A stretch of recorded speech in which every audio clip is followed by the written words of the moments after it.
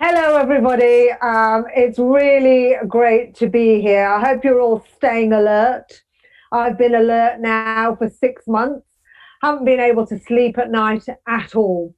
But I'm very happy to be here this evening, making eye contact with people in my underwear because I haven't worn a bra now for 6 months.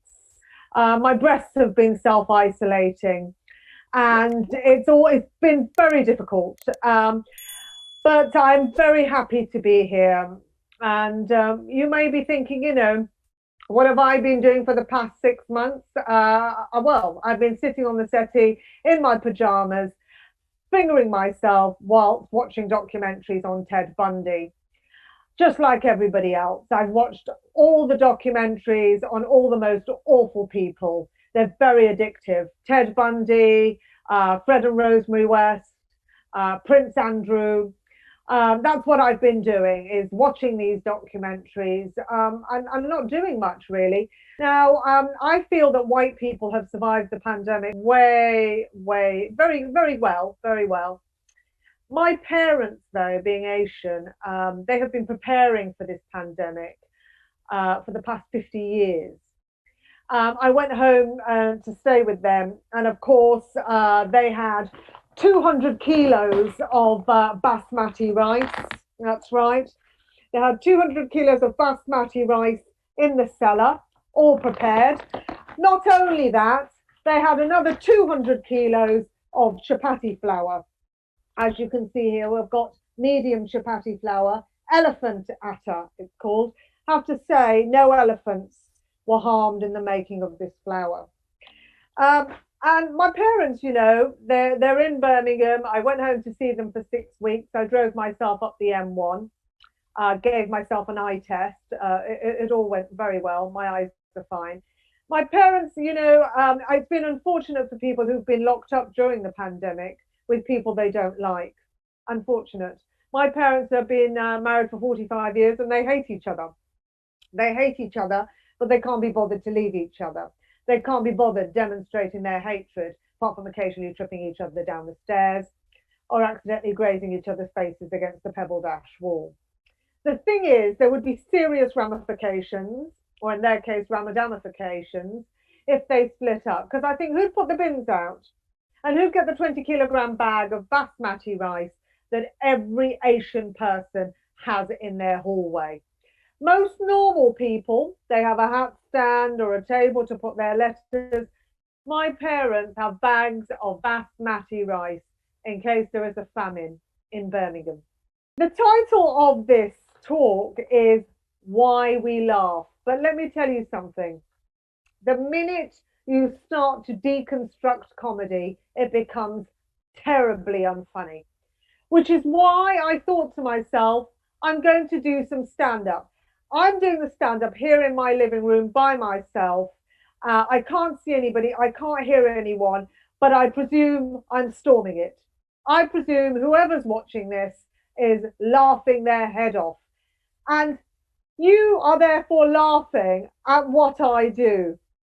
Maybe you can ask yourself the question, why are you laughing? Because for me to sit here and tell you why you are laughing, it's just all wrong. It just defies any reason for me to be doing this in the first place. I have to say that during this pandemic, there hasn't been much laughter, but I have been doing online gigs for the first time in my life.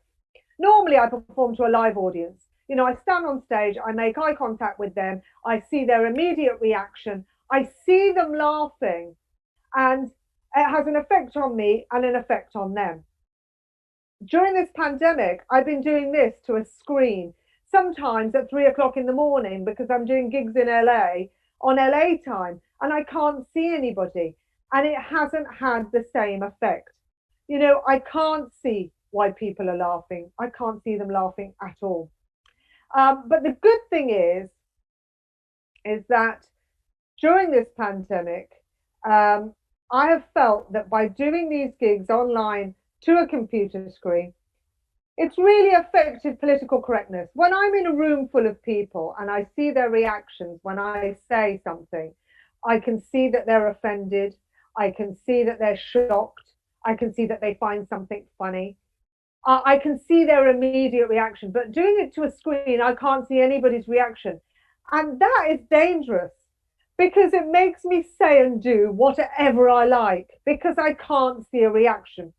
Now, before the pandemic, there was a lot of white men about. Okay. Obviously, they've been wiped out now by the pandemic. I think vegans and white men have been wiped out. I mean, white men are fucked now. It's over for white men. No one gives a shit about white men anymore. I mean, when was the last time you saw a white man on the BBC? Really? I mean, 1954. I mean, where are they? I actually miss them. And I went for a meeting at the BBC with this old white man. Now, old white men are the worst because they have been oldest and whitest for longest. And this old white man, 68 years old, that's quite old. You get a free eye test, free bus pass, and they still managed to fuck up the country. But anyway, I went to this meeting at the BBC, which is still run by white men. You know, don't be fooled by Black Lives Matter. White men are still running the BBC. And I'm in this meeting, and this man says to me, we're talking about my sitcom, and all of a sudden he said to me, "Can you cook?" And I thought, oh my God, it's turned into a fucking date. He said, "Can you cook?" And I said, yes. He said, "What do you cook?" "Muslim food." And I thought, Muslim food? What's that? Nando's? Kebabish? Halal fish and chips? Muslim food? What's that? You know, he just looked at my face, put me together with some food and made it Muslim food. I mean, when have you ever heard anyone say, "Do you fancy going out for a Muslim?" Anyway, I didn't say anything, you know, because I wanted my sitcom commissioned. Anyway, a few days later, I was doing a gig and this man was introducing me, an old white man, and he was really worried about how to say my name because he didn't want to offend me. Now, my name is Shazia Mirza, and he kept saying to me now, "How do I say this? How do I say this? Is it Shazia? Is it Shizia? Is it Shiraz? Mirza. Now, how do I say this? Is it Mirza? Is that all right?" I said, "Look, just don't worry about it, yeah? Just go on stage and introduce me as Shirley Bassey." And he went on stage that night. He was so nervous. He introduced me as Shava Minzad. And I thought, how can you get it so badly wrong? You go from Shazia Mirza to Shava Minzad. Shava Minzad sounds like a Pakistani hair removal product. I mean, I wasn't offended. I didn't kill anybody. Nobody got murdered. A few days later, I was walking down the street and this man came up to me and said, "I love your work, Malala." And I thought, yes, that's right. Any brown woman that's done anything now is either Mindy Kaling or Malala. And I just take it now. I say, yes, yes, that's me, that's me. Got shot in the head, now telling jokes. It's going really well. But I wasn't offended. I turned that incident, those two incidents, which are true, which happened, I turned them into material, which I've just done for you now. And people have laughed at this. Why do we laugh? To get through the dark times, to get through the hard times. Viktor Frankl, in his book, A Man's Search for Meaning. Viktor Frankl, an Austrian psychiatrist, locked up in concentration camps in Auschwitz. He wrote a book, A Man's Search for Meaning, very short book, in which he describes why he survived these concentration camps, yet all of his family perished in the Holocaust. Why did he survive?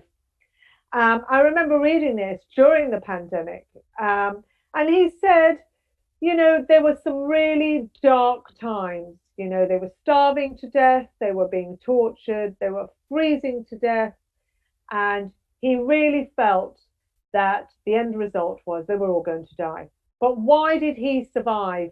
He said he survived for a few reasons. One of the reasons was to do with memory. He remembered memories of good times with his wife. Good times they had, times they laughed together. And he said, remembering those times and remembering those memories helped to keep him alive. The second thing was, he said, the reason he thinks he survived was because of black humor. A lot of people that have survived concentration camps, Holocaust, war, famine, they all say that black humor is something that has kept them alive. It's a form of survival. To continue watching this video, click the link in the top left or in the description below. Or visit iai.tv for more debates and talks from the world's leading thinkers on today's biggest ideas.